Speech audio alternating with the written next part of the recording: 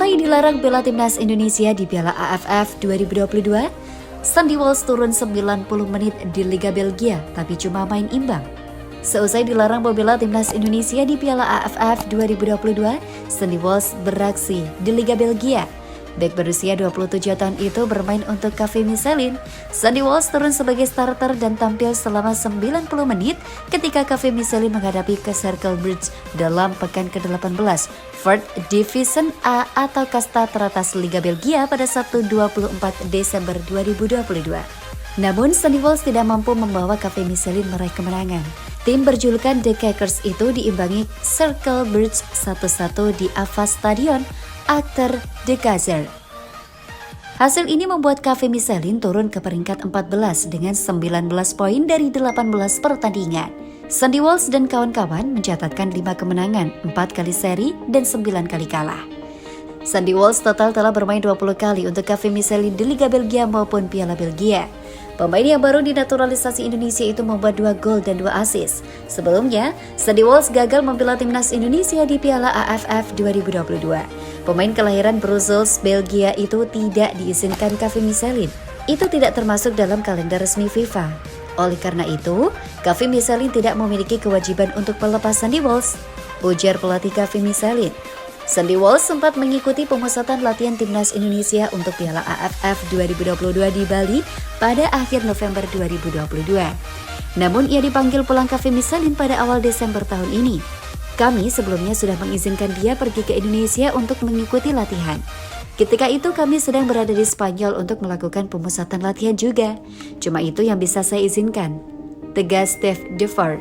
PSSI pun ternyata sudah terlanjur membelikan tiket pesawat kepada Sandy Walsh untuk membela timnas Indonesia di Piala AFF 2022.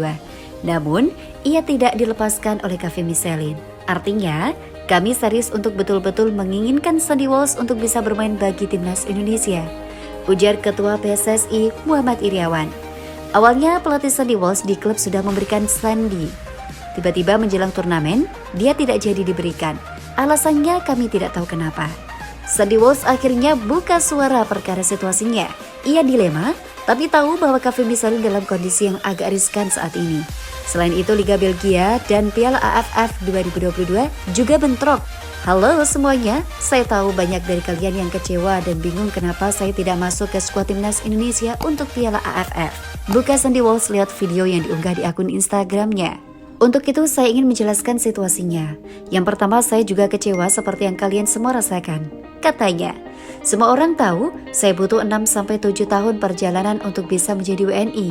Saya juga terbang ke Bali untuk melakukan persiapan dengan tim dan ingin bermain di Piala AFF, ujar Sandy Walsh. Sayangnya klub saya memiliki pertandingan penting di kompetisi di waktu yang sama dengan Piala AFF 2022. Ya, klub saya dan saya juga PSSI melakukan diskusi juga dengan Coach Shin mengenai itu, paparnya.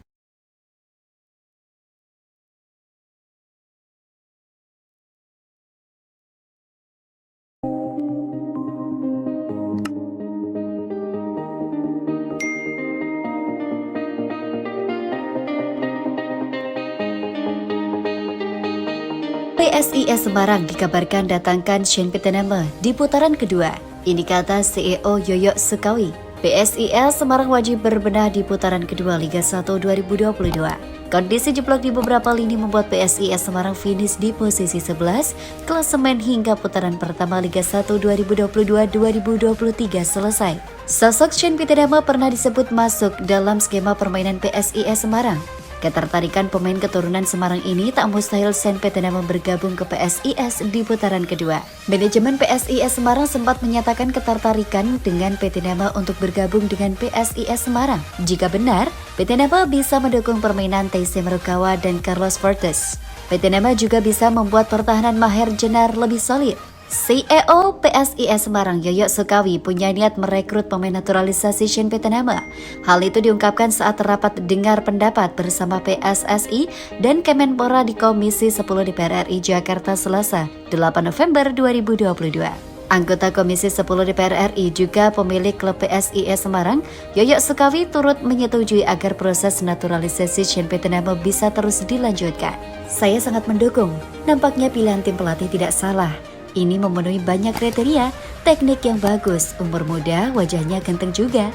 Jadi tidak salah, luar biasa, kata Yoyo. Dalam kesempatan tersebut, Yoyo turut memuji pemain kelahiran Belanda 20 tahun silam itu. Bahkan, Yoyo berkelakar bahwa dirinya tertarik untuk bisa membayang Shane guna memperkuat PSIS Semarang. Namun harga yang menurutnya tinggi sesuai dengan kualitasnya membuat Yoyo urung melakukan niatnya itu. Artinya, saya ingin sampaikan bahwa pemain ini kualitasnya berada di tingkatan yang berbeda dengan pemain lokal kita, ucap Yoyo. Selain memberikan persetujuan proses naturalisasi Shane Peterama, Yoyo juga memberikan apresiasi terhadap kerjasama antara PSSI dan Kemenpora yang tetap memikirkan prestasi timnas Indonesia di tengah kesulitan dan kesibukan menyusun aturan sepak bola yang lebih baik. Kami juga apresiasi kerjasama yang solid antara Kemenpora dengan cabur dalam hal ini sepak bola, yakni PSSI walaupun sedang diterpa musibah dan Kemenpora dan PSSI itu tergabung dalam tim task force yang disibukkan dalam penyusunan aturan-aturan untuk pertandingan sepak bola tanah air, jelas Yoyo. Namun, Kemenpora dan PSSI tetap komitmen dalam mempersiapkan cabur sepak bola untuk berprestasi di kancah internasional, tutur Yoyo. Namun proses Shane Peterama diharapkan bisa rampung sesegera mungkin guna bisa memperkuat timnas Indonesia di Piala AFF 20 Desember mendatang. Selain mendapatkan persetujuan Komisi 10, Shane juga mendapatkan restu dari Komisi 3. Proses selanjutnya, Shane akan hadir dalam rapat paripurna, mendapatkan SK Presiden hingga akhir pengambilan sumpah sebagai WNI.